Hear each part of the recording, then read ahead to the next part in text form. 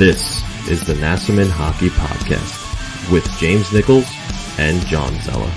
Welcome back to the Nasserman Hockey Podcast. I'm James Nichols of the Fourth Period, and with me, as always, is John Zella. We're in a cheery mood tonight, John, and I don't know if it's because we've just been missing Islander hockey for so long, and it's approaching. Hopefully, knock on wood, this Thursday. And we had a great interview just now with a very special guest. We did. It was fantastic. Arthur Staple of The Athletic. Good conversation. First time speaking with him, so it was great that he's able to join us. Yeah. And let's not keep you waiting any longer. Let's get right to that interview, and we'll be back soon after with a little bit more. And with us today is a very special guest. We're sure you all know him and love him, Arthur Staple of The Athletic. Thank you for joining us. I don't know about the love part, but I'm happy that everybody knows me by now. So thanks, James. Thanks, John. I'm glad to be here. On a scale of 1 to 10, how much joy did it bring to you to break to Islander fans and their hearts that you were going to be covering the Rangers and no longer going to be on the Islanders beat? I took no joy in it. You know, it's after 12 years of covering the team and kind of being around, starting with some very bad years and working the way up to where they are now, having written the book, doing the podcasts, interacting with people such as yourselves. It's fun. It's what makes the job fun. It can be maddening and you can tear your hair out at the constant flow, but it just means that everybody's incredibly into it and super passionate, and whatever else people say about Islander fans, especially the ones on social media, you can't question anybody's passion. And that's what drives us all in the media at the end of the day, which drives the players to be in the building with a full arena, at times that we can get it.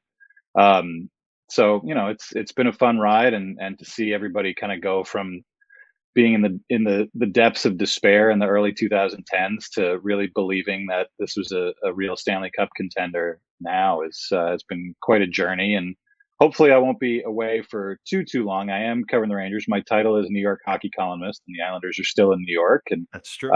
If things start to turn around, Kevin Kurz is doing a great job already. Yeah. And that's his main focus, and the Rangers are my main focus. But if the Islanders are chasing a cup and the Rangers are out of it, you know where I'll be, probably up in that press box at UBS, covering what's going on. So hopefully I won't be away for too long.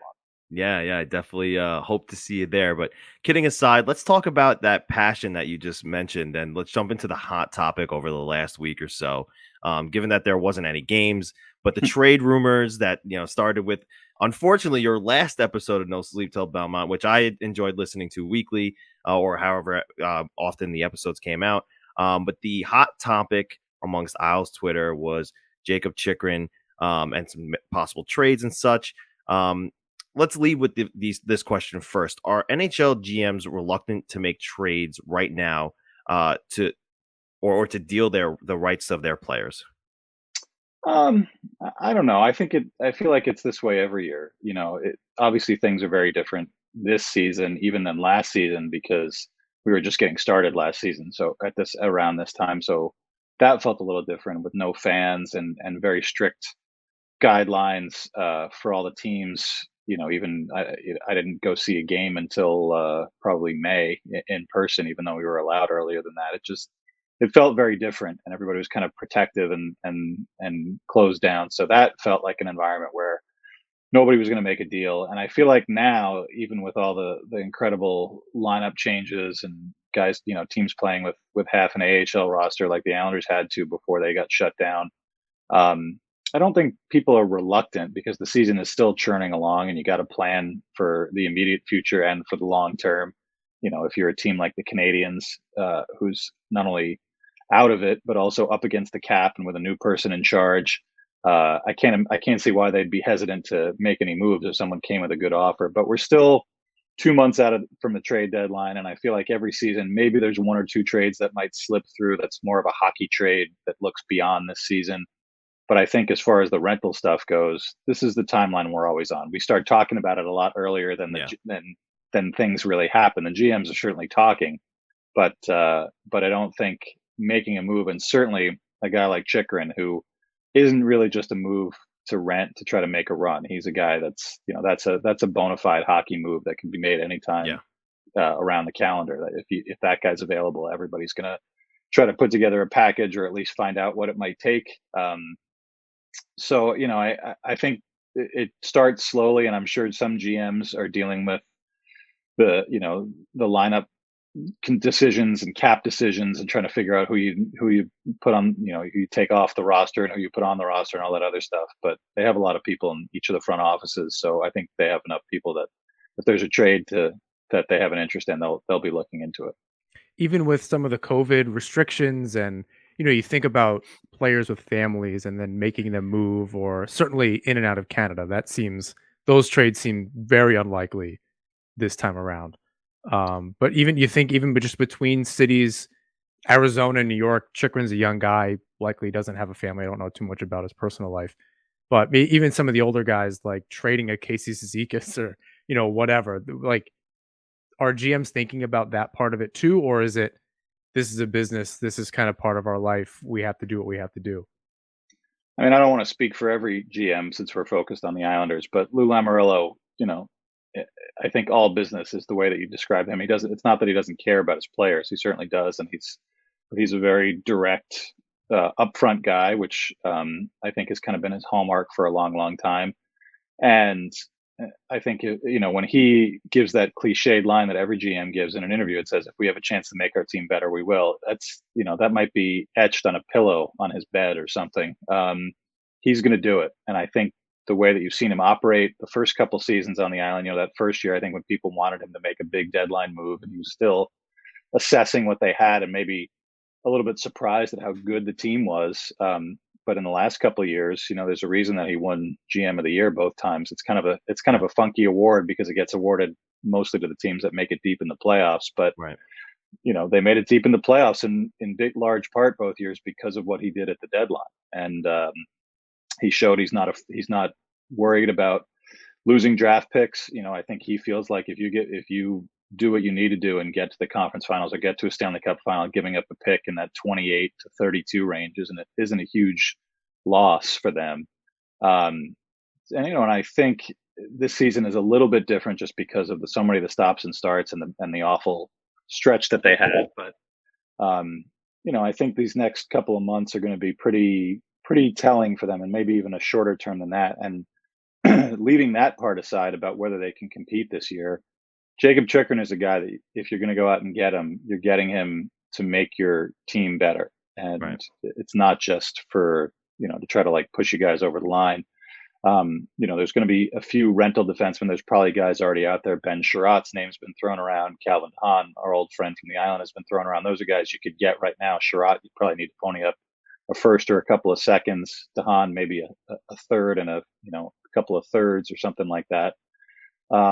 Which is not, that's not a huge price to pay for a guy like Calvin DeHaan who can give you 17, 18 minutes still as a third pair guy. Yeah. But is that the guy that's going to push the Islanders not just over the edge to get back in it this year and give them a jolt, but fix the problems that they've kind of created for themselves with their offseason trades the last couple of summers? Probably not. As much as I like Calvin and as useful a player as he still can be, there's really one guy right now in terms of when you're talking about people on the trading block, and that's Jacob Chikrin, and that's the reason that we're talking about him so much.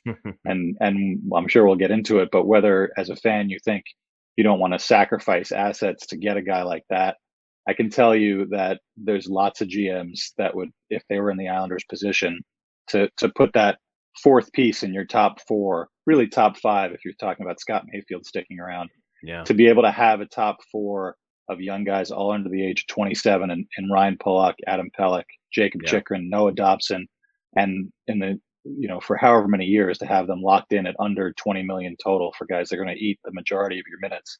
Right. I don't know that there's a GM out there that wouldn't try to make that happen. So Absolutely. I think that's more of a consideration than let's try to push and jumpstart our run here to make a miracle run to the playoffs that the Islanders are going to need to make. I think this is more of a, do we sacrifice our assets to make this guy a part of our organization now and going forward? Yeah, no, it's definitely a good point. And, that top four that you mentioned, those four guys could probably skate 50 minutes a night. It doesn't even matter how old Zdeno Chara is at that point. So, yeah, I definitely agree with you there. Now, in talking about, this trade or a possible trade of any kind, really, Isles Twitter really is kind of at odds here as to who the core pieces of the Islanders are. Right, you have the Brock Nelsons and the Anders Lees who are in their 30s, or approaching their 30s, and then you have the younger guys like Beauvillier and Barzell who are in their mid 20s, and then you have the youngest guys in Noah Dobson and Oliver Wahlstrom.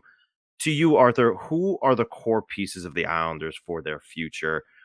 Just because there really is no clear cut answer amongst fans, and we want to know, since you covered them for so long, who do you think that is?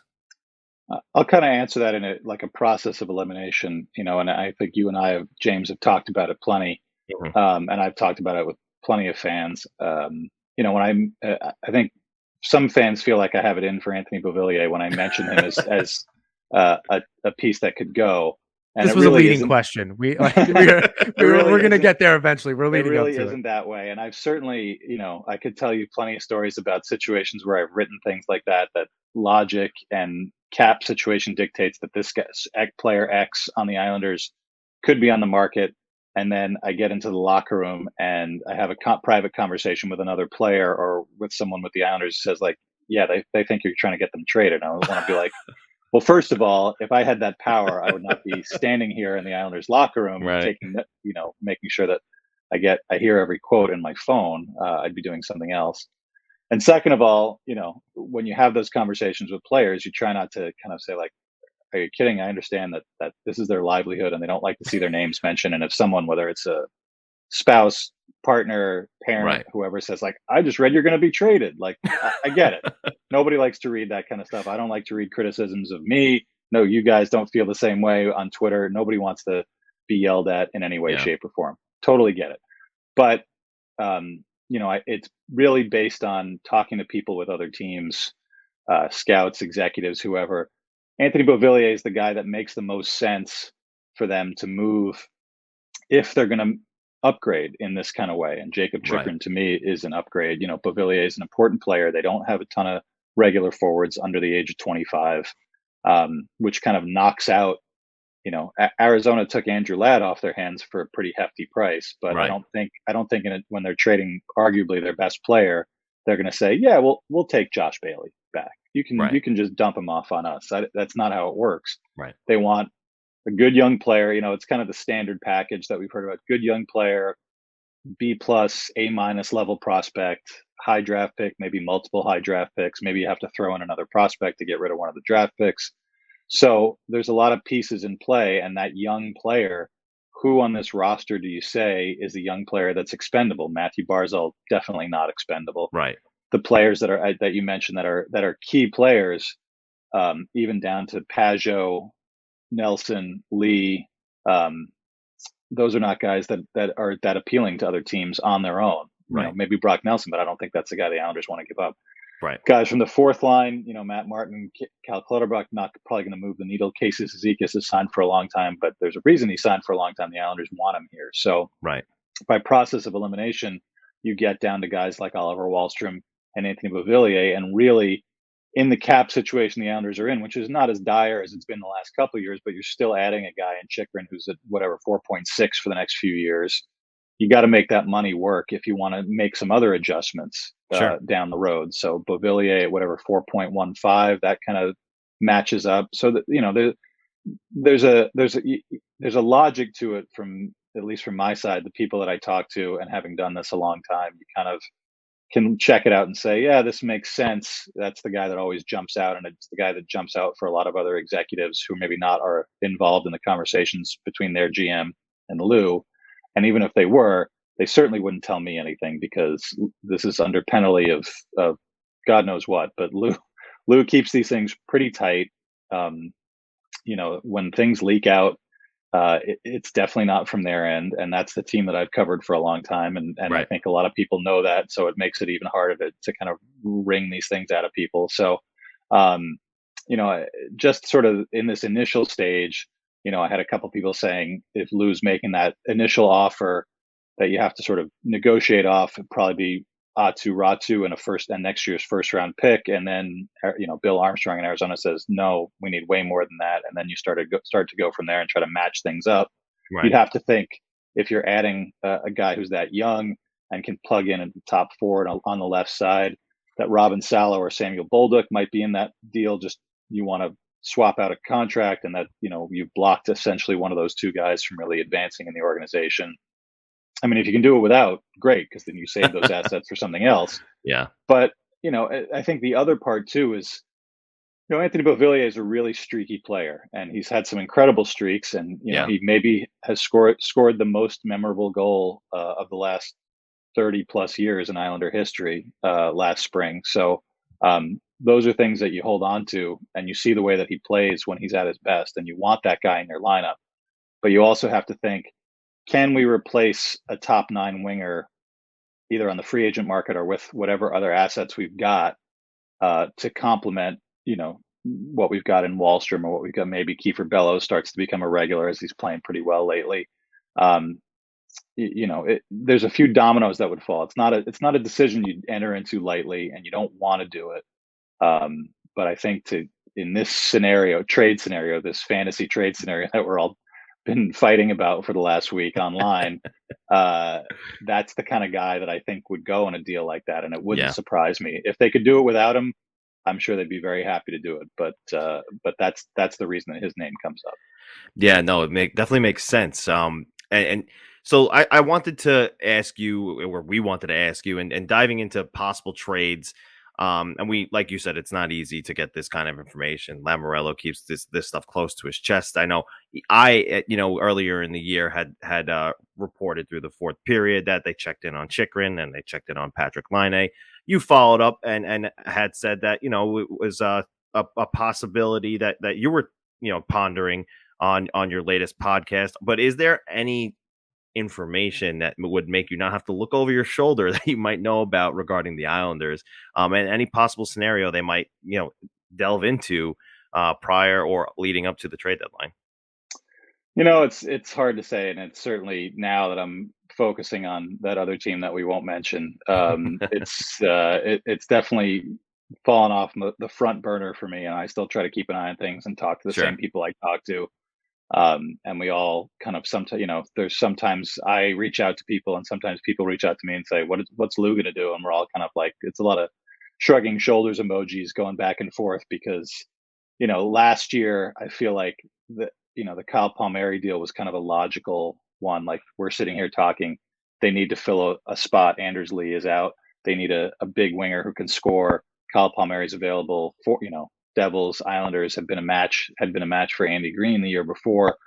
Again, that kind of logic comes into it, and lo and behold, here comes Kyle Palmieri at the deadline. The year before, Pajot was kind of a guy that didn't pop up on the radar right away, but as it was clear that he was going to go, Islanders needed number 3 center. That's a valuable spot for them. Could they make it work contract wise? They made the deal, signed him to a contract. So these things seem to pop up, and Lou is a smart guy, and he's sometimes zigs when everyone else is going to zag, but I think for the most part he understands the needs, and we're all sitting there looking at cap friendly and trying to make the money work, or seeing what the lineup needs. When you talk about a guy like Laine, or maybe a guy like Tomas Hertl, whose name has been out there a lot. To me, the Islanders, when the response about talking about Chychrun, and you've gotten it plenty too on Twitter, is we need a scoring winger. This is not their MO. This is not the way the Islanders feel that they can be successful. They've gotten some great input from Kiefer Bellows. They've gotten great input from Oliver Wahlstrom.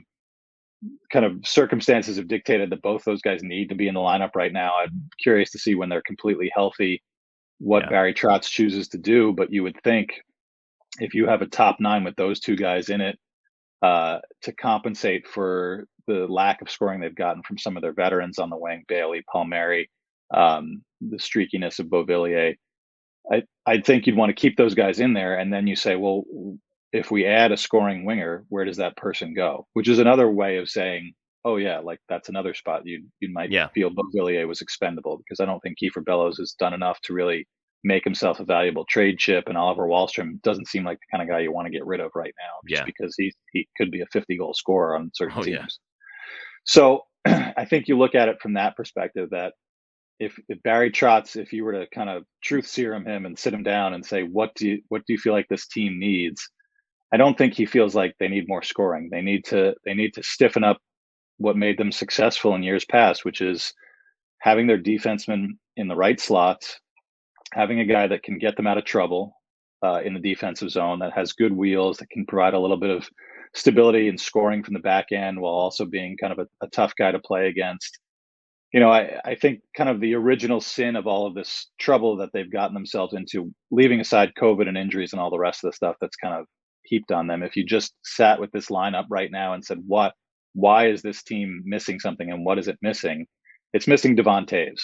And I think, you can hear what Lou Lamoriello says, and he reveals very little, but he sounds regretful about that deal. And it's not even I'm sure he feels like they had to make it at the time. They essentially chose Nick Leddy, who wasn't going to bring back the same kind of assets. They chose to keep Nick Leddy, and Leddy, was serviceable enough. Maybe not as good defensively as Taves because he's just an older guy. Right.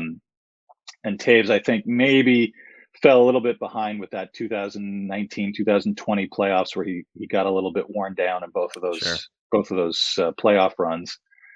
But this is still a guy. I mean, he's a Norris Trophy candidate. Obviously, plays with the guy that's probably going to win it out there in Colorado, and those guys are really high powered. But Devon Taves looks like a guy who's going to be a top pair defenseman for a long time. So Yeah. I think that's a situation where you say you can't replace that guy. You're not going to get him back. How do we get to that place where we have a guy like that, and we can go back to being the team that built this identity of you can carry the puck through the perimeter of our zone all you want. You're not going to get to the middle. And when we get it, we're going to counterattack, and we're going to have guys that can get up in the rush and score on our quality chances that you give us when you tire yourselves out.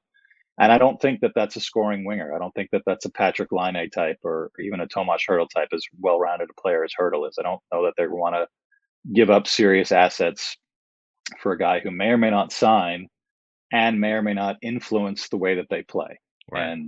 And it's not that exciting when it's at its peak. I think it is. I think a lot of Islander fans do. I think there's a lot of people out there in the hockey world who kind of still dismiss the Islanders as being boring and trying to clog it all up. But I've seen plenty of teams do that this year, and we'll probably see more of it as we get towards the playoffs.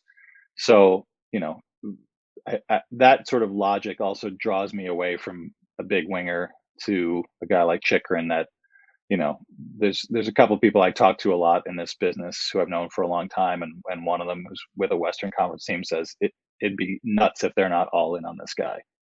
And Wow.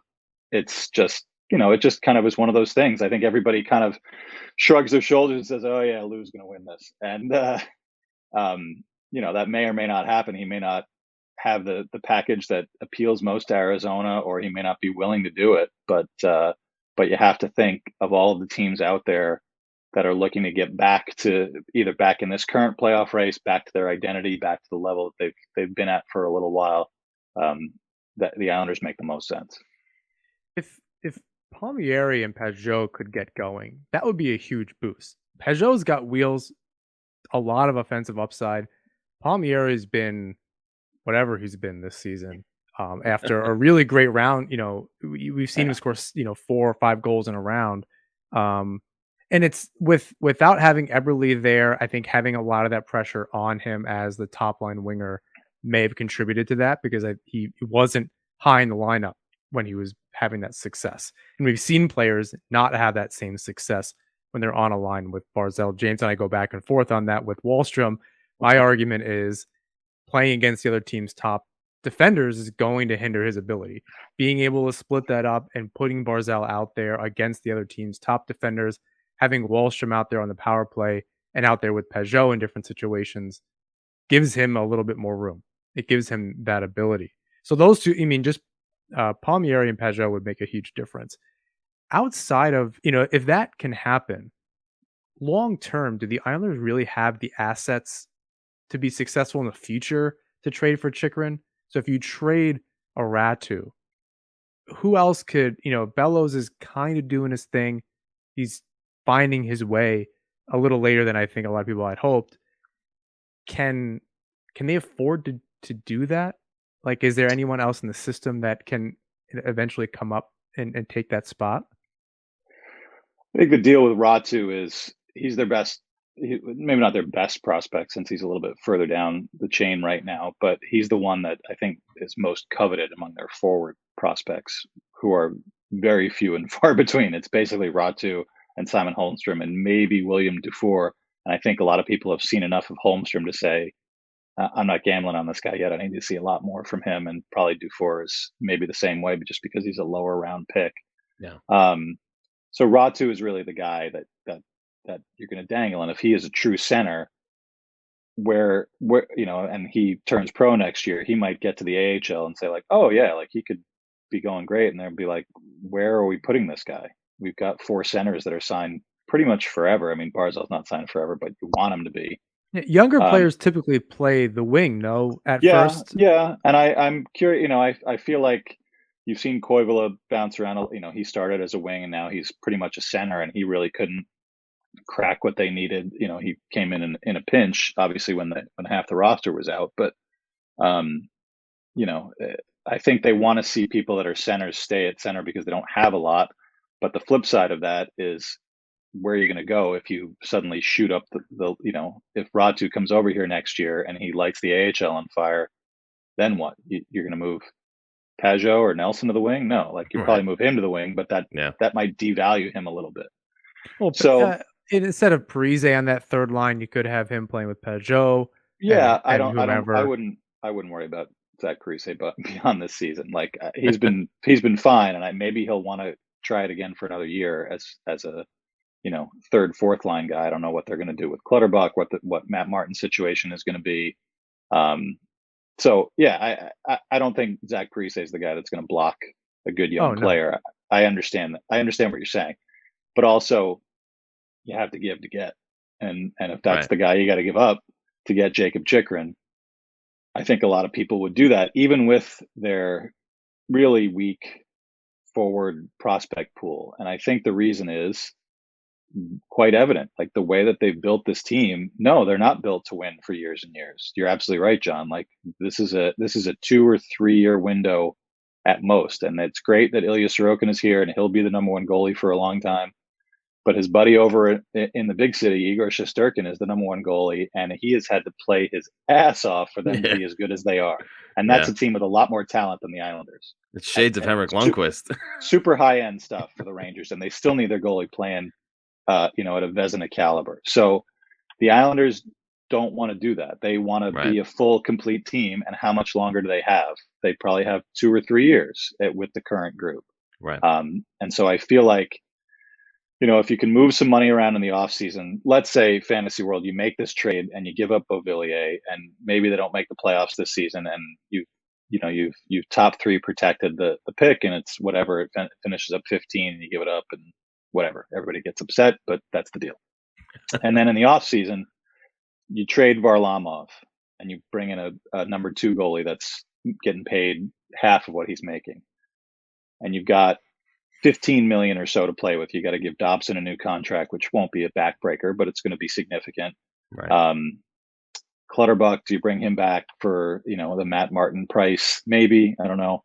Maybe you decide that line has kind of outlived its usefulness, but you still have some money left over to get a scoring winger who's young. Maybe a younger free agent. Maybe you make a trade. A trade and sign with a RFA who can't be retained by somebody else. I think you give yourself more chips having a hole up front than you do with having a hole on D. And the hole on D right now, I think, is the thing that's killing them. Yeah. So I mean, like trading Salo and Beauvillier and a whatever and a pick for Chychrun, I'm cool with. When you throw in the extra in Ratu is where that puts it over for me. Because at least Salo is, I think, also 23, which is crazy.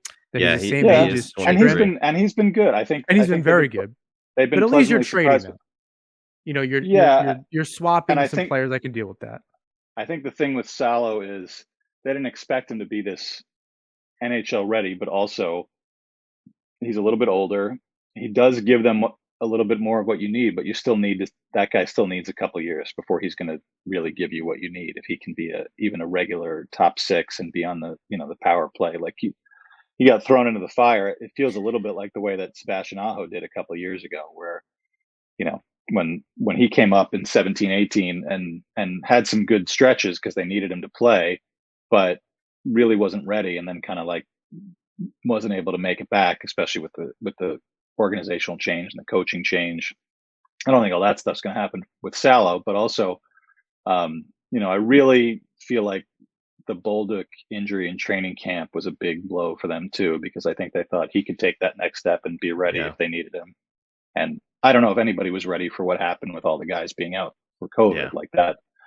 You don't have 10 NHL ready guys in the AHL. It's just no team has that. So I think if you're flipping a coin between trading Bolduc or trading Salo, you'd probably trade Salo 9 times out of 10 because Bolduc is younger. I think he's got an NHL body.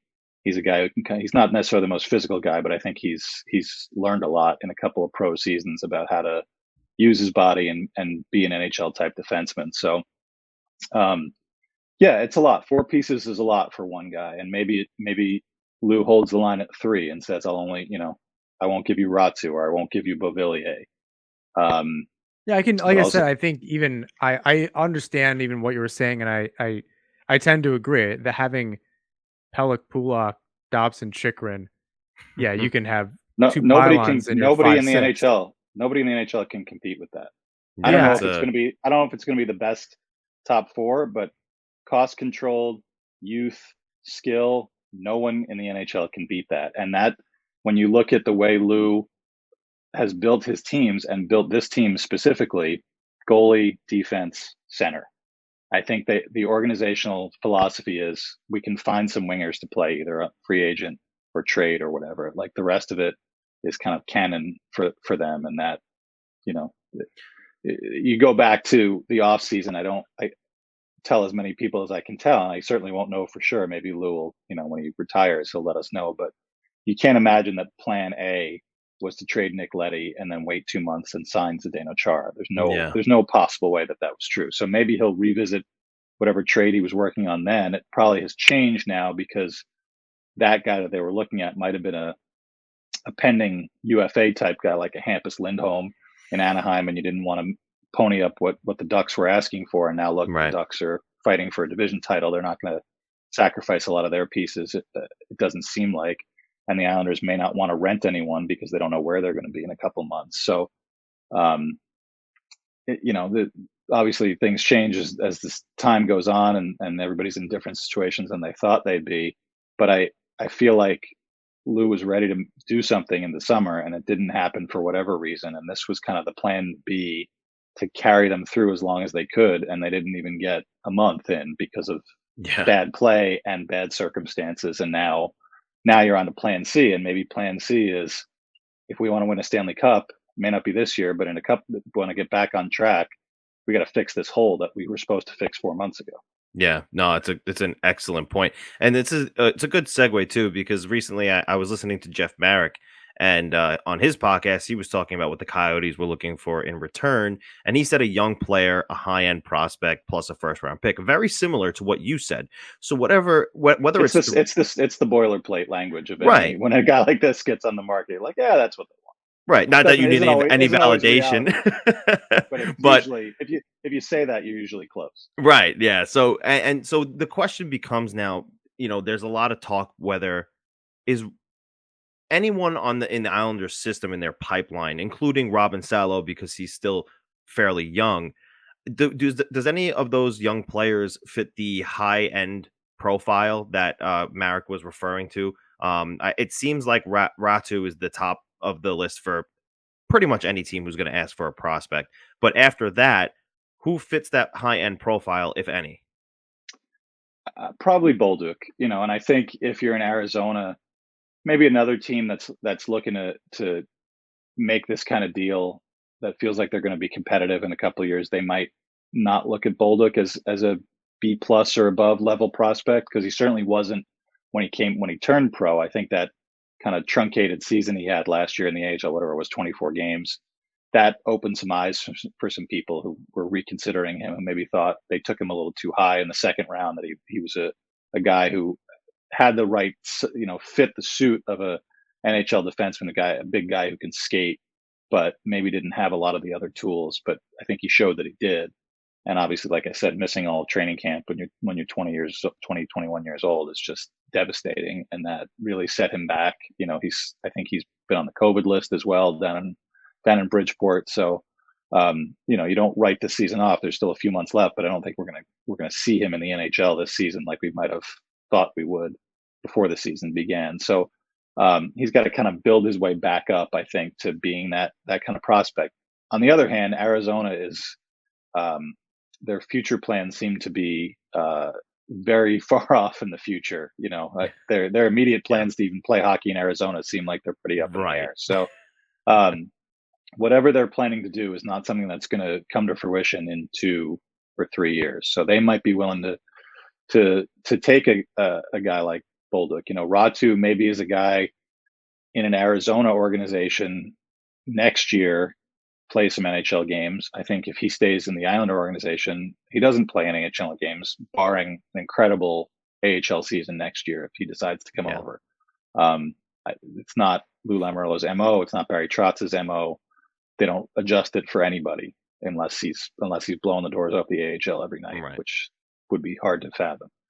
But in an Arizona organization, maybe that's a guy that you kind of push up the ladder a little bit more because they want to see what they've got in their younger guys sooner, and they don't really have a lot blocking their path at the NHL level, and also aren't as concerned about vying for a Stanley Cup. So I would say it's Ratu first, and then a pretty big gap down to Bolduc, maybe Salo. But I feel like if you're putting Salo in that deal, there's going to be something else that's bigger than that prospect to make it work, which is why if it's Beauvillier, Salo, and a first, that's a deal that I still think is a win for the Islanders, even though you're giving up a guy that you'd like to have in Beauvillier and another guy you'd like to have in Salo. We haven't seen these kind of trades from the Islanders in a long time where they're trading. Trading picks is one thing that's very abstract, but trading actual bodies from your prospect pool, especially when it's a limited one, I can understand. Like John was saying, like Ratu's great. I don't want to let this guy go. Like, of course you don't. But on the other hand, Lou Lamoriello is almost 80 years old. He wants to win a Stanley Cup in the next couple of years, and this is the team he's built to win a Stanley Cup in the next couple of years. Yeah, I can see the swap. Like Beauvillier is a player that the Coyotes would do well with. Either Salo or Bolduc make a total sense to me, and the first round pick. With Beauvillier out of the lineup, it just leaves such a big hole that I suppose they could fill in free agency. I don't know who that looks like at the moment. I was trying to look at UFAs. There's no goalie prospects, which scares me about trading Varlamov at any point. There's not a ton of D. Yeah, the goalie carousel always spins when you get to the end of the season, though, because it's such a mercurial position. Like there'll be 5 guys that get dumped that you wouldn't think would get dumped, and suddenly be like, oh, Antti Ranta's available. Like we'll take him as our number 2 or whatever. Like there always seem to be guys, and I would trust Mitch Korn and Piero Greco to fix anyone that needs a little bit of fixing that's coming onto the market that might be jettisoned by someone else. I think that's another area of confidence. Trading Varlamov, again, you may not want to do it, and maybe he doesn't really get right this entire year, and nobody wants him, and that puts you in a different position. But if you do decide to do that, you can bring somebody in for half that cost that probably will be able to give you 25 or 30 games. There's no way that they trade Varlamov in season if they're making a serious run for it. No, I don't think so. I don't think there's a lot of guys off this roster you trade right now, and because Varlamov is essentially a salary dump. Like you're not getting equal value back for him from anybody. But even still, from where the Islanders sit, what did Kurz write in his article? 56 games in 104 days. Sorokin simply cannot play all of those games, and the way that they've put those games out, the way that the coaches have used their goaltenders on this team, even if it's 3-1, you still need to win those games. And Varlamov, as not great as he's played this season, or as poor as he's played this season, rather, he's still a good goaltender. Like you can still depend on him. The guys trust him anyway. You need 2 goalies for what they're going to go through. So and even when you're looking at, if they don't get back in it, they hit another rough patch, more guys get hurt. as we get towards the deadline, maybe then you start to think about it. But I don't know that anybody's renting a goalie with another year left at that price that needs to kickstart their Stanley Cup run unless there's an injury. And really, as far as them being sellers, which is something that's been talked about a lot, what are they selling? I mean, Yeah, right. Cal Clutterbuck, like their pending UFAs are all guys that are not. Correct. Nobody's taken them. Nobody's taken Zach Parise or Chara. Maybe Andy Green. Maybe get a 4th round pick for Andy Green. But what's the point of that? Because Andy Green, even at 40 years old, looks like he could be a decent number 7 defenseman. Yeah. If you want to bring him back for another year, I don't know if that's blasphemy or not. But of the old guys that they have, he's probably the most serviceable in a backup role. But these guys are not built to be sellers. They're even if they're in last place or whatever, close to last place, and they've fallen off the map as we get towards the deadline, there's nothing to sell. I still think they're going to be looking to make hockey trade. If Luke can make that Chychrun trade at the trade deadline and they're 20 points out of the playoffs, they'll still do it. He's still going to do it because they need to fire it back up for next year. I'm totally with you on that, and one of the things that surprised me the most when we were discussing this via Twitter, or Isles Twitter was discussing this via Twitter, was the discrepancy in the value that the Islanders would receive in Jakob Chychrun. What are Islander fans who are against Jakob Chychrun missing? Because I saw a lot of, he's not that great. He had one good season, but 18 goals and 41 points in a 56 game season, albeit I think he was closing shoot to 20%, which is probably going to regress, but still, what are Islander fans who are against Jakob Chychrun missing in Jakob Chychrun? Because I see a top 15 defender, possible Norris candidate. You look at the team that knocked the Islanders out the last 2 years. They basically had 3 NHL defensemen on their team. Right. They've got Victor Hedman, Ryan McDonough, and Mikhail Sergachev. They're 3 left side guys. Even Sergachev, you want to leave him out of it all. I think he's really an underrated player. You've got McDonough and you've got Hedman. Those guys play 48 minutes a night in the playoffs. If you had Pelech and Chychrun, that's your Hedman and McDonough. Yeah. And you can if Adam Pelech is able, if you can take some of the heat off Adam Pelech having to play against everybody's top line every night in 3 consecutive 7-game series with a guy like Chychrun, you do it because that's how you win. If you can have those 2 guys and Ryan Pulock and Noah Dobson on the ice in every key situation. And, even Dobson, you're probably thinking if you have those other 3 guys, you take the heat off him a little bit too, to just be the power play guy. And also work his way into being a top 4 guy. You still have Scott Mayfield, at least in the short term, to be that, that second pair guy who's also not, people love to rip on him, but in the playoffs, he's a valuable guy. He was maybe their best defenseman in the playoffs last year at times. Yeah. As a third pair, he's great. Mayfield with Green in the future, or Chychrun, that's fine. That works for me. But I just feel like the template of what Tampa has is hard to duplicate, and no one can really do it. If you have an opportunity to do it, you're going to do it. Because if the Islanders want to play 4 7-game series, you want guys that are just going to eat minutes and defend and have the puck a lot, and maybe have a guy with that kind of offensive upside. You're right. He's not going to score 18 goals. Probably. He's not Cale Makar, but to do that and play whatever he was playing 24, 25 minutes a night on a terrible team, imagine what he could do on a good team, and the Islanders would be a good team with him. So another aspect for me, that's a total no brainer to make that deal.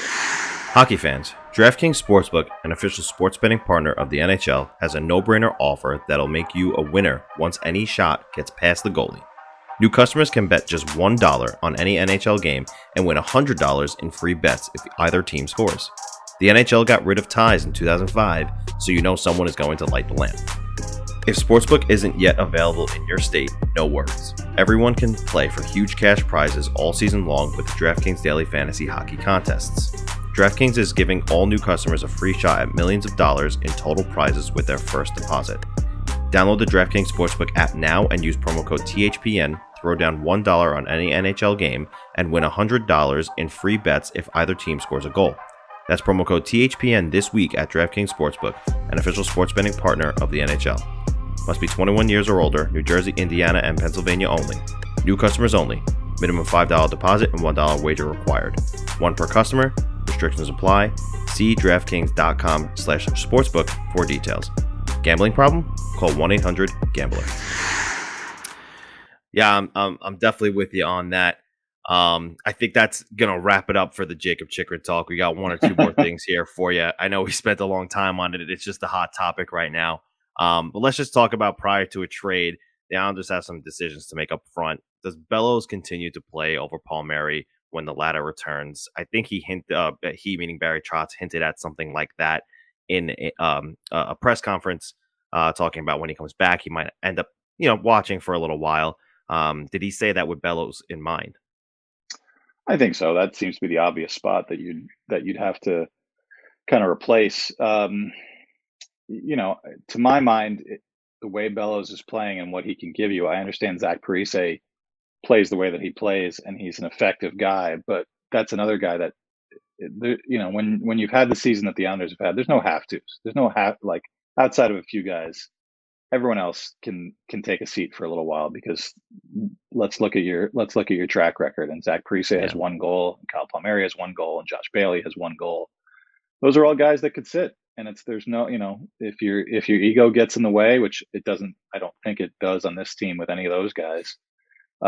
It's obviously going to sting, and you want to get back in, but you got to prove it. So, I think when Palmieri's ready to return, I think he'll play. But he should have a shorter leash than Bellows, because Bellows has been shown that he deserves to be in the lineup. He should have a shorter leash than Oliver Wahlstrom, because Wahlstrom has shown that he deserves to be in the lineup when he's, out of COVID protocol. So, I don't know that they'll operate that way. And I know that that's a frustrating thing for a lot of Islander fans. And it has perplexed me at times, because, the trust factor, I understand, is a huge thing for Barry Trotz. But Kyle Palmieri's, he's got 2 goals in the regular season and however many games as an Islander. Like, I know he did a lot for them in the playoffs, but so did Oliver Wahlstrom before he got hurt. And, and Bellows, I think you got a guy that at times did not look like a real NHL player in the last few years. And now his confidence is sky high, and he's moving his feet, and he's doing all the things that you've asked him to do.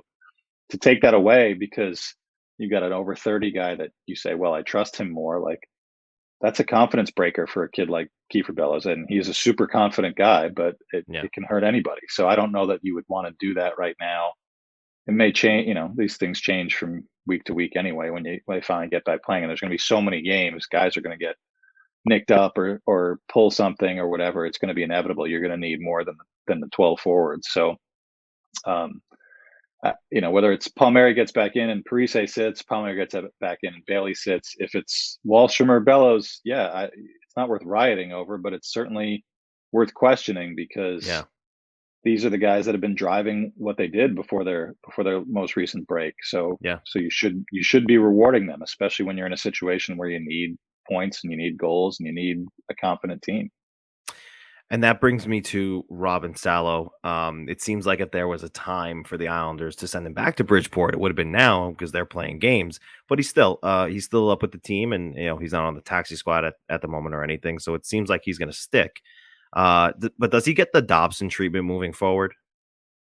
I don't know. They obviously need some young legs on that left side, and it doesn't seem like Sebastian Aho has kind of seized the day there. It's good that Aho got another opportunity, because he'd been like a one-man taxi squad for the last 3 years since the last time he was a regular. With Johnston anyway. Right. So I think Salo has, shows that he's got a little more upside than Aho does, just a little bit more escapability, a little bit, better decision-making in his own end. He was a little rough there after that good first weekend he had, but I think he's worth keeping around. And you're going to need to, much like up front, Zdeno Chara, I think, has looked better than he did at the beginning, which is important. But sure, is it enough? Are you going to rely on this guy to play second pair minutes at 5-on-5 when they're playing 5 and 7 and 6 and 9 and whatever insane schedule is going to happen when they finally get back going? Like, man, I'm a few years older than Zdeno Chara, and just, walking downstairs and upstairs 20 times in 20 minutes would kill me. So, my shoulder just hurts now. I don't even know what happened. I'm 31. I don't even know what happened. It just hurts. I don't know. I don't even know how to fix it. Just wait till you get past 40. You're screwed, John. Sorry. So you're gonna need some young legs around, obviously, and it's good to keep him around. He's earned it. I don't know that he has earned a regular spot, but at least you can get in a rotation where he spots in for Chara, he spots in for Green if those guys need a rest. And I feel like last year it was a condensed schedule, and they got so lucky with not really needing anybody on defense. Like, to think that they got through a whole 56 games and whatever it was, 120 days, and then 3 rounds of the playoffs, and the only guy that they needed to replace was Dobson when he had COVID for whatever it was, 8 games. No, it's insane. Like, I think they used the fewest defensemen of any team in even half a season. Even if you go back to the lockout shortened seasons, nobody has ever used 7 or 8 defensemen in a whole season. Right. So that's not a strategy. You can't bank on that. And certainly, you see what's happened now. It's boomerang back around where they can barely field a lineup of NHL defensemen or even pro defensemen for a few games, and everything's completely scrambled. So you got to keep some guys around, and I think they need to be more proactive in sitting Chara and sitting Green and sitting whoever else needs it. This Pollock injury that's now at 2 months is shocking to me. That it seemed like it was a broken bone when it happened, because it was such a definitive 4 to 6 week timeline. And I don't know if there's been any sort of complications, because you break a bone, 4 to 6 seems to be the standard thing. And now we're at 8 and he's still just skating on his own. It's obviously they've got some time, but you wonder how effective he's going to be when he gets back. And then you definitely need some reinforcement. So, I don't know that they can afford to kind of say, like, well, we trust Zdeno Chara because he's Zdeno Chara and he'll be in the Hall of Fame in a couple of years. You got to, it's as Barry likes to remind us, it's not a developmental league, it's a results league, and that goes for the guys at the younger end and at the older end. You can't wait too long when you need as many points as they do. Yeah, on offense, it's a little, that point is a little crazy with when you think of Bailey, Palmieri, and Parise with 1 goal each. And I jokingly made the comment in the last episode that Andrew Ladd has more goals than the 3 of them combined with Arizona. Granted, he's probably getting and you see the results that Arizona's gotten. Ladd is obviously making the difference here, where they're thinking about trading a Chychrun away. But I think that's where the leash question gets aggravating for fans. And then to say, not you, but I guess like deducting what the Islanders are going to do, to say like, oh, they're not going to go get a forward, is really aggravating. And you're kind of, the defense part absolutely makes sense. To address the offense in the offseason also makes sense. But then you're like, you gave up Taves and a Leddy and then an Eberle, and you're thinking about giving up Beauvillier. It's kind of a lot of offense between those 4 players, even though the 2 of them are defensemen. So then Islander fans get a little like, so you're just going to add Chychrun. That's the goal replacement that you're going to. Parise to Komarov, I get, right? You can almost, that's a wash. They're the same player for all intents and purposes as far as their output. But Islander fans getting real frustrated. Like, someone does have to score. And when any one of them, falters even a little bit, I've said this to James before, when 1 player or 2 players are either out of the lineup or aren't performing, the team just goes with 1 player or 2 players. They just don't have that ability to score. I don't quite understand. Trying to separate myself as a fan a little bit. I think he wants you to confirm Johnny Gaudreau or Philip Forsberg this summer. I would like that. No, because I think this is this is more the question. To actually give you a question here, not just rant while you're on the show. I always wonder what a forward looks like a star caliber forward looks like in the Barry Trotz system. Is it a Philip Forsberg? Is it a Gaudreau? Is there somebody that we're not thinking of? I mean, you've also got the cap considerations, and it's not just how much cap space they have next season, but then you start to think down the road. Matthew Barzal needs a new contract after next season. That's going to be a whopper. It's going to be 8 figures for sure. So in a vacuum, yes, Philip Forsberg could work in the Barry Trotz system. I think the fact that he's been in Nashville, which has kind of continued to play a Barry Trotz style system, even with him gone, because those are the kind of players they had in their organization. He can play a style where he's effective even when they're not piling up goals. But I think it's you look at these guys and you think about the overall philosophy, and maybe maybe you should throw it out the window because they made such a big pitch for Artemi Panarin a couple of summers ago, and how that the dominoes would have fallen after that if he had taken their money, which was more money than the Rangers offered him. I don't think it's about one specific guy and saying, well, plug this guy in and I'll score goals, because they tried that with Palmieri, thinking that he would duplicate what he did in the playoffs, and he may not be that kind of player anymore. And I'm not going to pat myself on the back, but I think I'd written a couple of times that the big fear about committing long-term to Palmieri is that you're getting essentially a right-handed version of Anders Lee, and he's not as good a goal scorer as Anders Lee, and he doesn't do as much as Anders Lee does. And sadly, that's kind of come true, although it's hard to evaluate because the guys that he was playing with through the whole COVID situation, it's kind of like evaluating the fourth line, because they were essentially the second line, because all three of those guys were still healthy through that time and were being asked to do things that they don't normally get asked to do. Right. And so you've got terrible stats for those three guys outside of Clutterbuck, and you're like, Casey Cizikas has 1 point.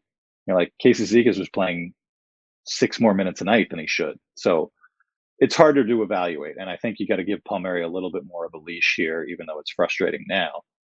But having said that, I don't know that they're going to go out and say, we're going to find a guy to put next to Barzal. I think Wahlstrom is probably that guy in the future. And then that kind of says, like, all right, well, we've got a top line of Lee and Barzal and Wahlstrom. And then on the second line, we've got Nelson with Bailey. If we keep Beauvillier, that line's been good for us in the past.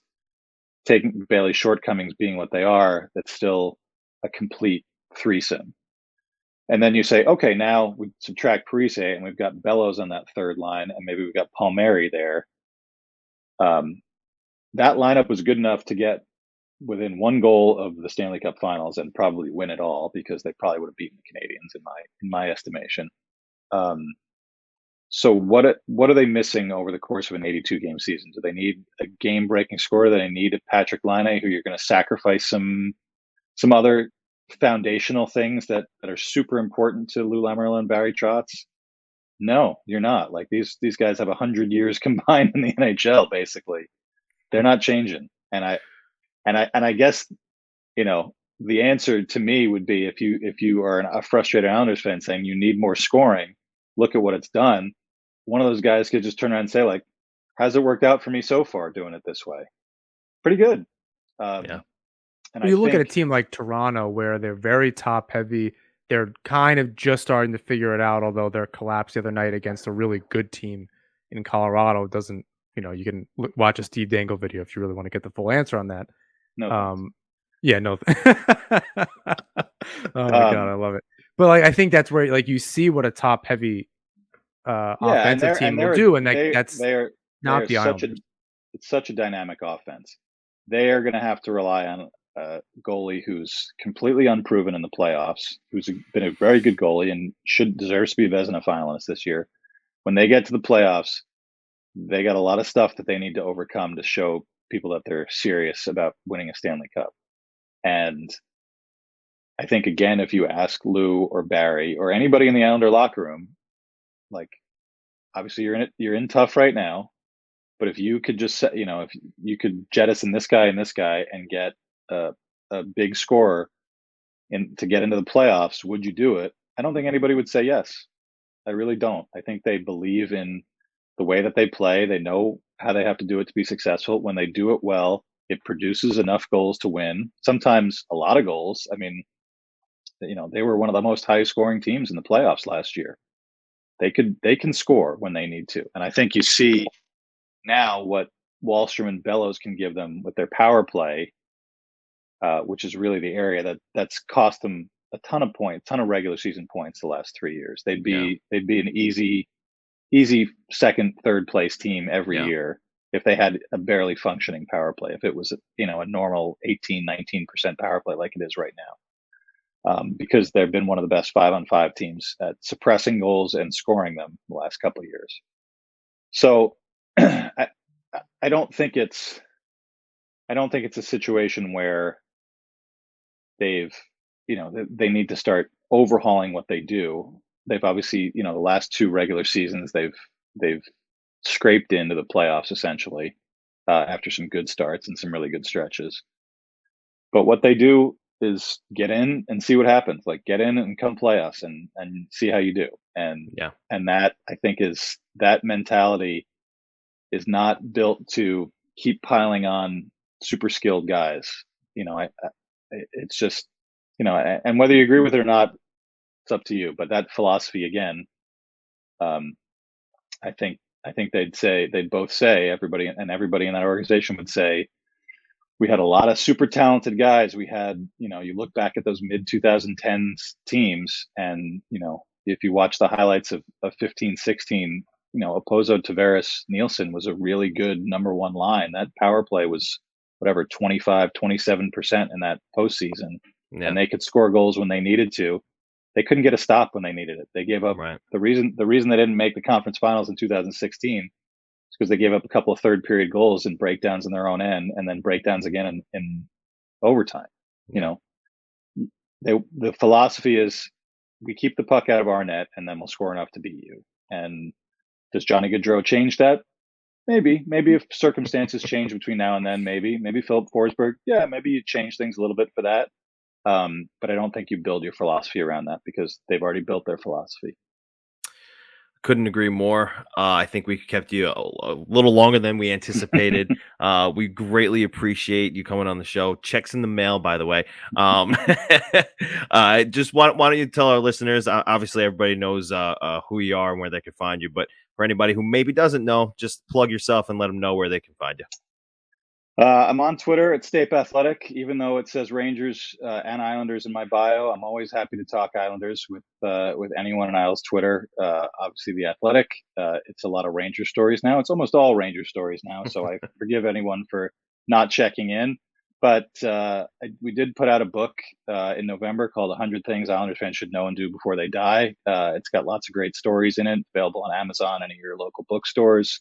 It was hell of a lot of fun to do and talk to some of those old dynasty guys, including some undersung guys from the intervening years, to put together a fun book that's kind of a nice Islanders history and a good way to tie up my dozen years of focusing on the Islanders. And like I said, never know when I'll be back. If they can do all the things that we talked about in this episode and put a nice run together, I'm sure I'll be back and sitting in the press box in UBS back in the spring or maybe the summer, whenever they can finish up this season. Yeah, I'm sure we'll be seeing you again. Once again, we really appreciate you coming on the show. And we hope to do this again with you sometime. Appreciate it. Thanks, guys. All right. Thanks, Arthur. And we're back, and we just want to say thank you so much to Arthur Staple for joining us. Really great, insightful interview. A lot of Jakob Chychrun talk, for the obvious reason that it was the hot topic on Islanders Twitter the last week, and started with him. Yeah, it seemed like a little bit of a. I'm sure he'll join some other shows and kind of do more Islanders stuff here and there, but it seemed like a little bit of anything he had on his chest about the team, kind of leave it on the field kind of thing. Yeah. He did mention a lot of this on his podcast, but it seemed like he dove into a little bit more here. So it was good to kind of get that insight, especially someone that's been around the team for so long. I think people discount how much that means to when they're forming opinion and not opinion, but analysis and things like that. He really does know what he's talking about. Right. Even though that he hasn't been covering the team as closely as of late, it was still really insightful. It still did really land. It validated us a little bit, I think, in what we were thinking about as far as, at least me. Maybe I won't speak for you necessarily, but maybe not making a trade for that forward. And instead doing it on D, as much as it would be great to get that forward. It seems like there's some other plans, or there could be. Yeah. But before we talk about what the plans might be, I do just want to say, now that Staples moved on to a different role with the Athletic, listen, he's been nothing short but great. for Islander fans, and in all of his roles as an Islander writer, I've seen some slander, and I like it's it's blasphemy in my opinion. Like Arthur was a professional. He was always honest and truthful. And he always gave his best foot forward. And for anyone to try and say he's not dialed in, I think he doesn't need to prove that he is, but he definitely proved it just now with the information that he relayed to us. Um, Again, in an incredibly insightful interview. So thanks again to Arthur. And yeah, so I did want to ask you. I know I had texted you while in the midst of the Islanders Twitter craziness about the price for Jacob Chikrin, and should the Islanders fork over 4 assets, or is it going to be 3 now, whatever it may be. I had asked Arthur, what are Islander fans missing that they are not seeing in Jacob Chikrin that you and I, because I think I agree with him on what he's seeing in Jacob Chikrin. What do you think about that now post interview? About the value of Chikrin? What do you think about Jacob Chikrin? Is he more the answer than a scoring winger? I mean, I think I always thought that. Okay. I think I think there was also like, I tend to not say my opinion necessarily. I try to go with kind of with the same approach and tone that Staple was going through, not to put us in the same playing field by any stretch, but I think following him and following this team, thinking about what they would do, my issue was with the amount of assets that they were going to give up. I am curious, and my questions that I asked, like, if Palmieri can step up, if Parise can step up, can Pajot score goals? Can Bellows continue? Yeah. Can Lee and Brock Nelson come back, and Lee can kind of continue his not inconsistent. If Beauvillier is going to be removed from that lineup, can everybody else, someone does eventually have to score goals. You can say defense first and goalie first, but outscoring your opponents. And I kind of, half jokingly said, you trade Eberle, Leddy, and maybe Beauvillier and Taves. It's a lot of offense. Yeah. So I don't know what the other, yes, you bring in Chikrin, he can bring some offense. That's great. And you have Noah Dobson, and Pulak eventually has to score a bunch of goals again, 9, 10 a season, and add 20 assists or, whatever he's going to do. I guess maybe it's just more spread out and nothing is like that exciting, but you can't have Palms, Bales, Parise at 1 goal piece. Yeah, so I don't disagree. So yeah, sorry, to answer your question, I do think the defense is the answer. Goalie, defense, and up the middle. Love their centers. Love those 4 centers. Yeah.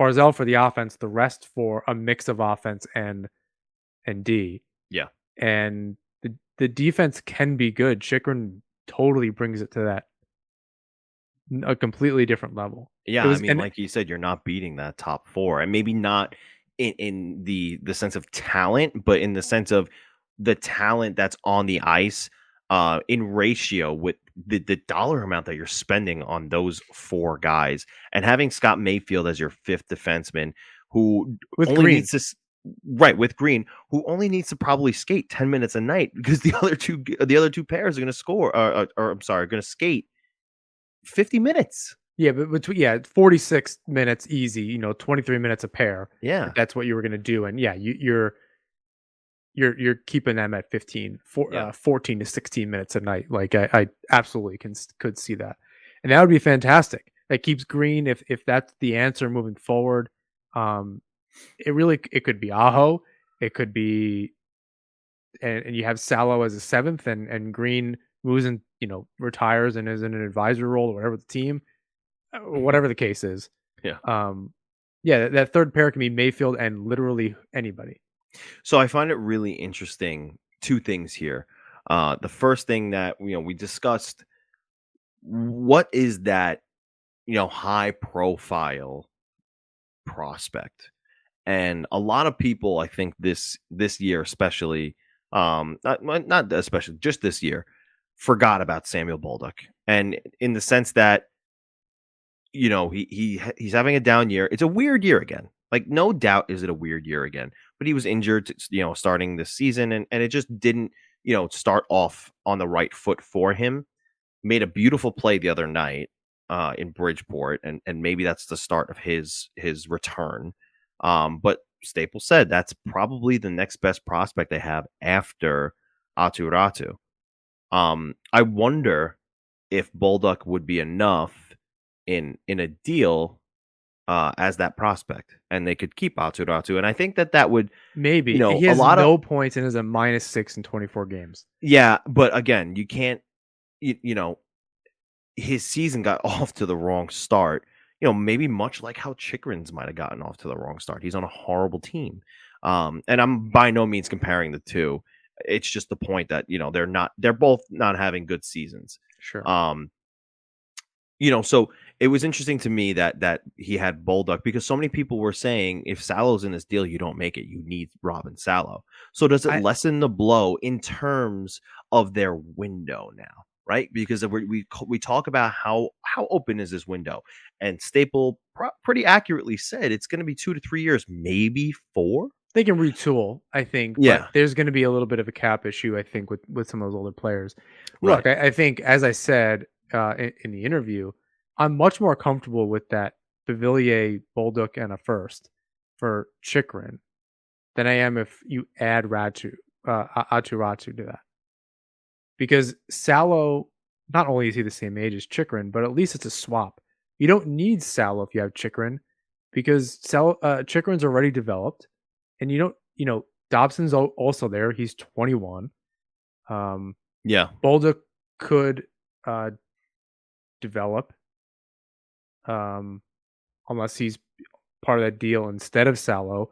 You really need one of them in the next little while. You need to fill that pipeline.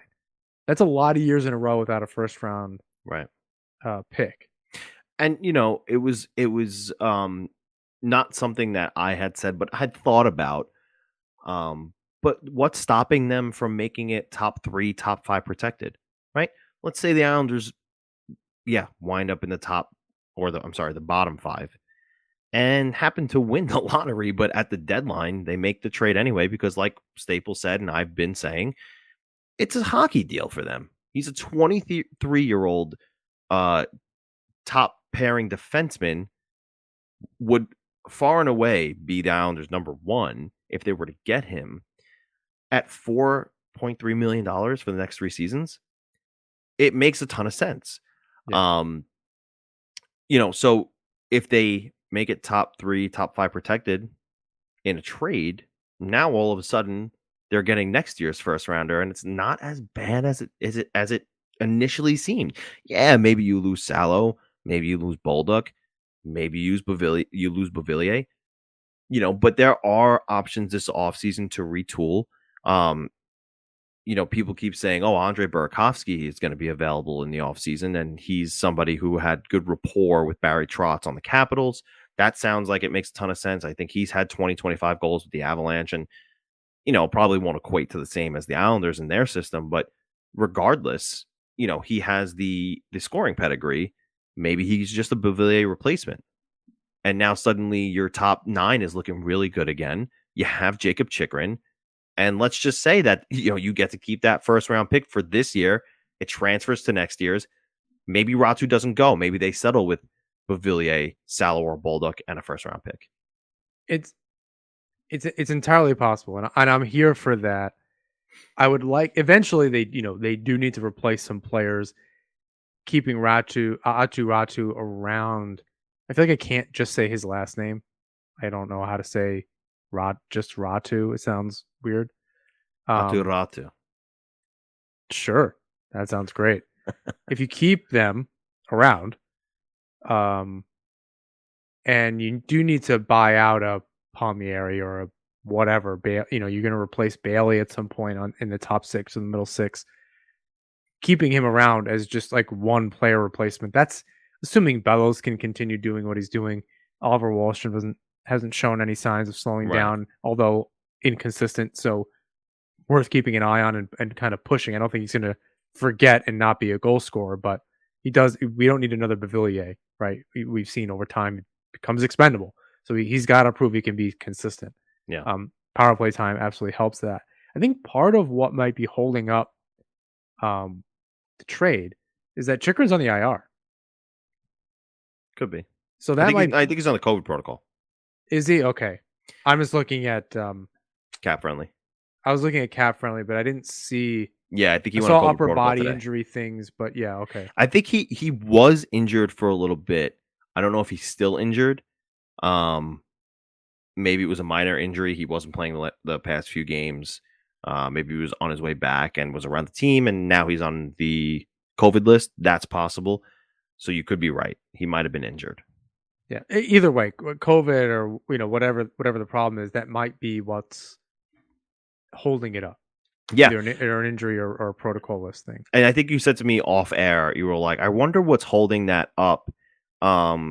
Like, should they do that now?" And I had said to you, what's Lamoriello's motto? When you have time, you use it. Has Chychrun been moved yet? No. I'm sure he would hear some sort of heat going towards it if, it was in the midst of happening with another team. I'm sure he's told the Coyotes, "Hey, if you get an offer, let me know. Give me a chance to counter or up the offer." He might have, and to Staples' point, what he said earlier was the Islanders might just have last right of refusal. Right, Right. Lamoriello might just have that kind of pull, one way Right. or another. Although what Staples said was that he would, a lot of people are just shrugging their shoulders, like, "Yeah, Lou just gets it done." I'm under the impression that Yeah. that he may just have last right of refusal as far as It's you have you can counter it. Yeah, it's very possible. You think that's how it is with all trades, like in the If NHL? Lou's Like, in on hey, it, Lou, this trade is gonna happen. Is that okay? well, I don't know about all trades, Nah, I but know. I'm sure if the Islanders are involved, especially if it's Right. people that other GMs that Lou does know quite Just to well. keep business going well. Yeah, I'm sure it's like you do right by people who are going to do right by you, and I don't think Lou has fleeced anybody. He's gotten the players that he wants. I don't know that you could look at him like, wow, that was an amazing deal. Right. I think like the lad stuff and everything else, like that's all advantageous also for Arizona. The Boychuk thing is also advantageous for Buffalo. Like you don't have to. It's not a fleecing. Like the other team also wanted it, and it makes sense. It's super helpful for the Islanders, Yeah. but I don't think I could sit there and be like, "Oh my god, I can't believe he got this player for just this." Right. That's incredible. Like, no, he's making good trades. It happens to also be good with the other team. Yeah. When you look at Arizona, I'm curious because Beauvillier has 3 years left? He This will have year- 2 no, this after- year and 2 years. He's on a 3-year deal. What's interesting about Arizona is that they have 1, 2, 3, 4, 5 players signed Yeah. next season. Yeah, they have a 6. busy offseason ahead. 6. That's not, and most of them are UFAs. And that's including Chychrun. Yeah, He's- and that's including Chychrun. That there was another player on there. He is on an NHL deal, but he's on looks like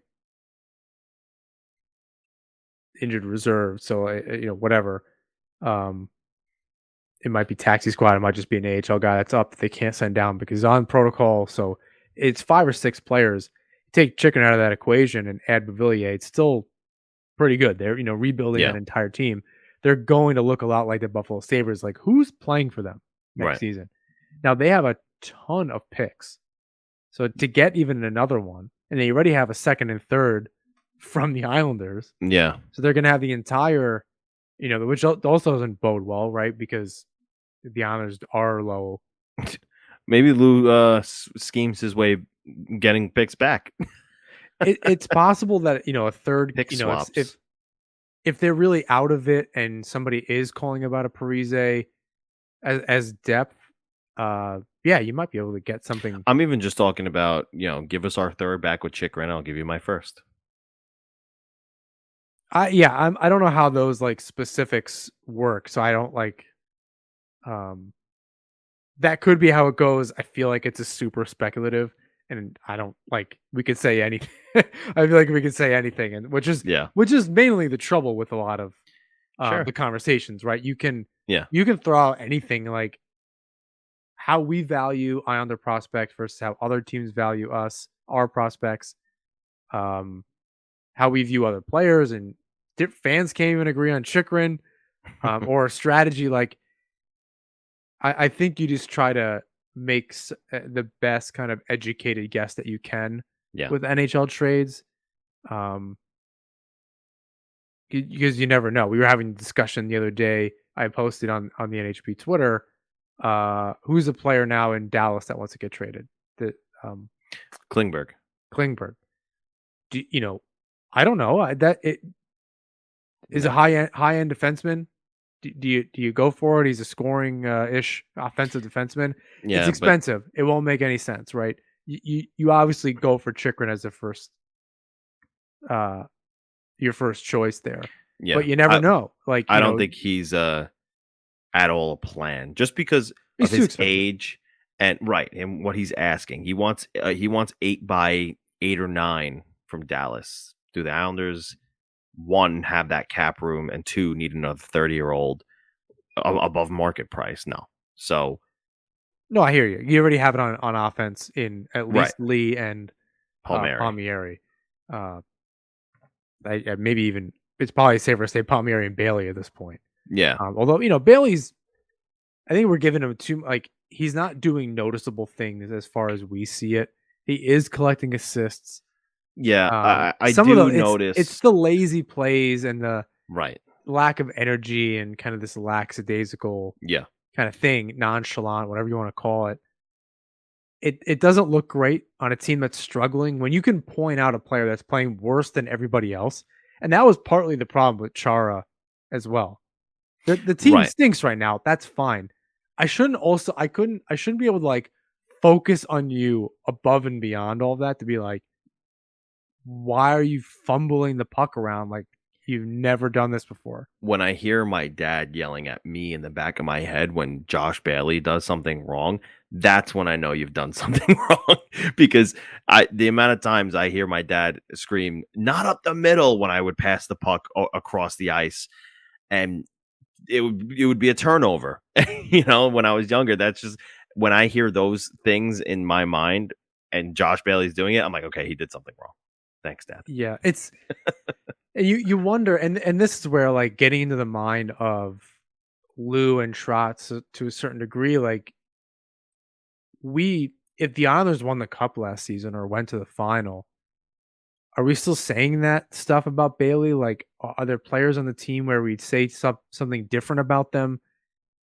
Because when they're playing well, we've said that there are definitely people on Isles Twitter right now that are all of a sudden Bellows fans that were very much not a month ago. Now, Really? I feel You like don't it's say. I feel like it's different than when I was bagging on Dobson because that had kind of been what he had like. This was a continuation of just how he had played. If you were just dunking on Bellows for no reason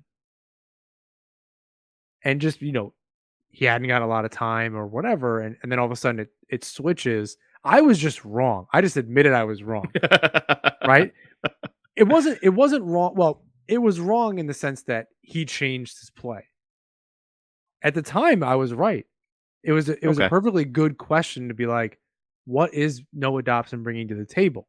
Let's He's let's say this. scoring goals. At the time, it was a valid question. Yeah.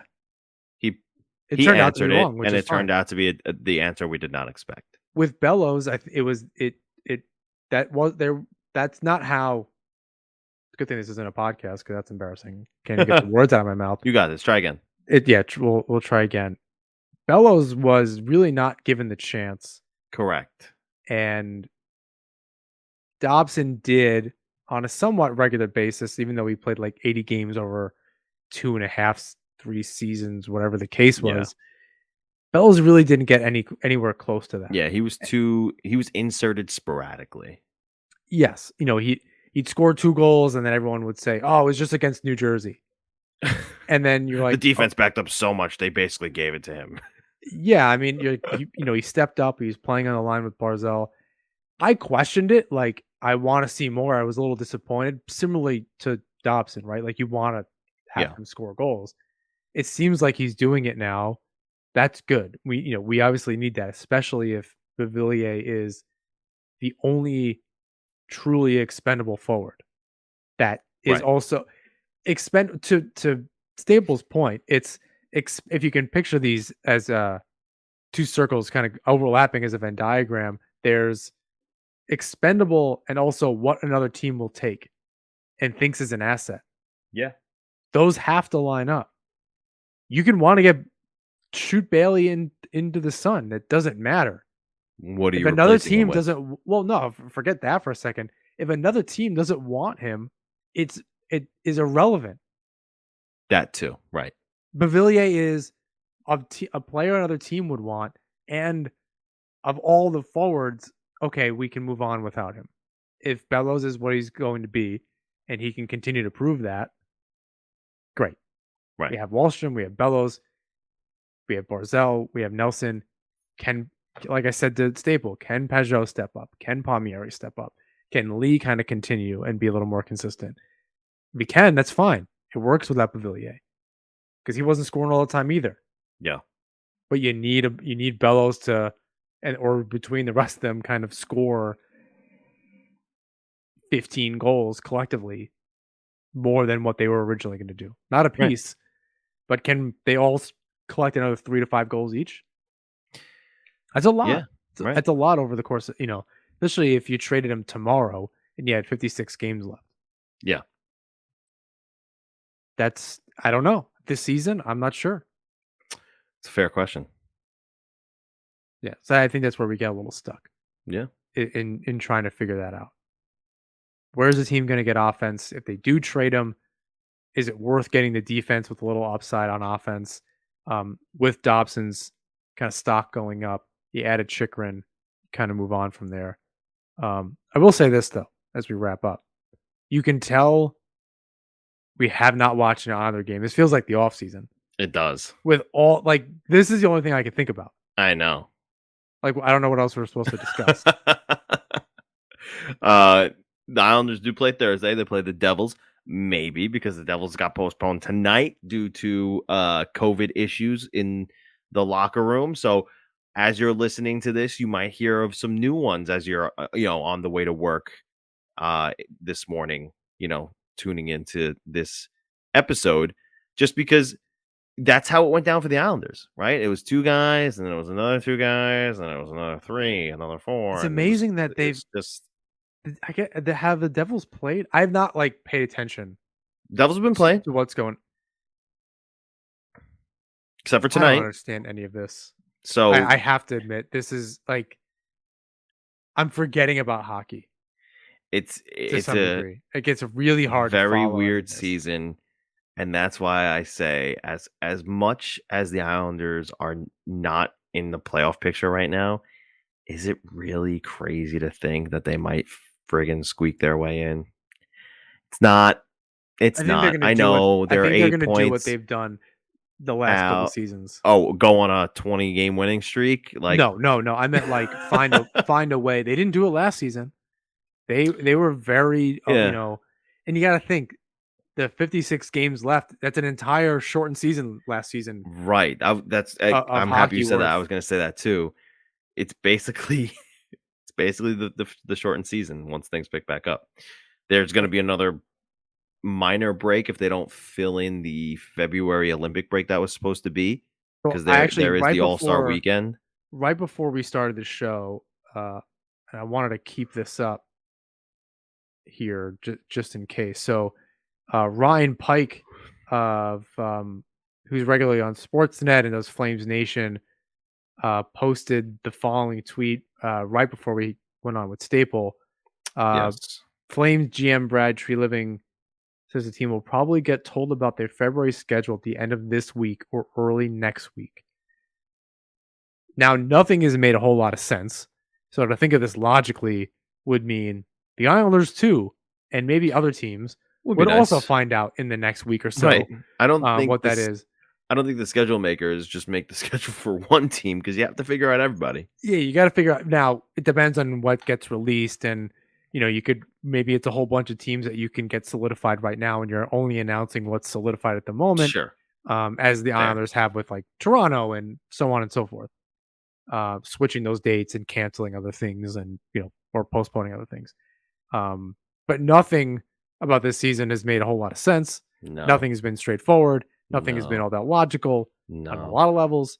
Yeah. So remains to be seen. But I suppose by the end of this week or early next week, possibly by the next episode, we may have some of those dates, of which there are a number for the Islanders to make up, Yeah. kind of laid out on the schedule. I'm selfishly waiting because I'd love to know when that Capitals game is going to get rescheduled. that I have tickets for. Yeah. But in the meantime, we wait. And I heard, I think on the same podcast that you listened to, the 32 Thoughts, American Friedman, Mhm. there's like a date of like maybe the end of this week, meaning Sunday, that the NHL can't keep postponing games after that date. Yeah. Because then it's you're pushing the Stanley Cup back. At that We've point. already seen the AHL season get postponed a week, meaning their end date. Right, I believe they got postponed an extra week as far as when You the mean last game of the pushed season back. will be. Yeah. Just reading the tea leaves, I feel like it could happen in the NHL. Yeah, so I think that's one of those, like, if it keeps happening this week, there's only so many you can play every other day with some back-to-backs thrown in there. Right. They did it for a season, the 2020-21 season, right? Yeah. Like after that it's a lot because there are mandatory days off that the players need to have. That's obviously no practice or anything. They can't be traveling. I think they whatever the case is. So that gets tricky. That's not just arena dates and team availability at that point. That's how do you fit in the days off and away from the rink for the players. So Right. definitely complicated. So they after this week, I suspect the Islanders are just the NHL is like going for it. There can't be much after this week. Yeah, totally agree. Which stinks because everyone's going to be sloppy. It's not going to be great. It gives the Islanders a little bit of advantage if they're one of the few teams that are healthier earliest. Meaning that they have a full lineup and not missing anybody. Yeah. And there's not any holdovers like a lot of other teams may have just purely because of timing. Yeah. So I would expect them to just get going next week as much as it's going to hurt to watch the level of play maybe not be where we'd expect it to be. Yeah. I guess we'll see when things pick back up. I brought us in. Why don't you bring us out, pal? I think you should do it. I don't have the thing up right now. We were just riffing. Yeah, we were just riffing. We want to say thank you to DraftKings. Use that THPN promo code with DraftKings In New and to the York, Hockey Podcast Network and Isles Fix, and of course all of you, our listeners. Yes, you can now bet in New York. Quick side note on that: they were just giving out free money on opening weekend, I guess, to get people hooked. Something like the Knicks and Celtics need to score a single point, bet 50, win 100. If you didn't jump on that, it's free money. I don't understand any of it. I don't know what a parlay is. I don't know. That's an off-air discussion. Please rate, review, and subscribe wherever you listen to or watch the show. You can follow us on Twitter, Instagram, and YouTube at Nassman Hockey. You can also join our Discord for a safe space to chat with fellow Islander fans. Lastly, you can find my work at the Fourth Period and John's work at the Hockey Writers. Also, be sure to subscribe to Isles Fix. Great work being done over there. I believe the newsletter is picking back up on Wednesday morning. You should get one. There's just been no games for the newsletter to continue to go out. There was as not creative really as much it's content. It's been super creative, and it's so tough. It was tough to get anything going this last week and a half. So it will be picking back up. So be sure to continue reading and tell your friends that it's so great and you want them to subscribe as well. And then until next time, guys, let's go Islanders.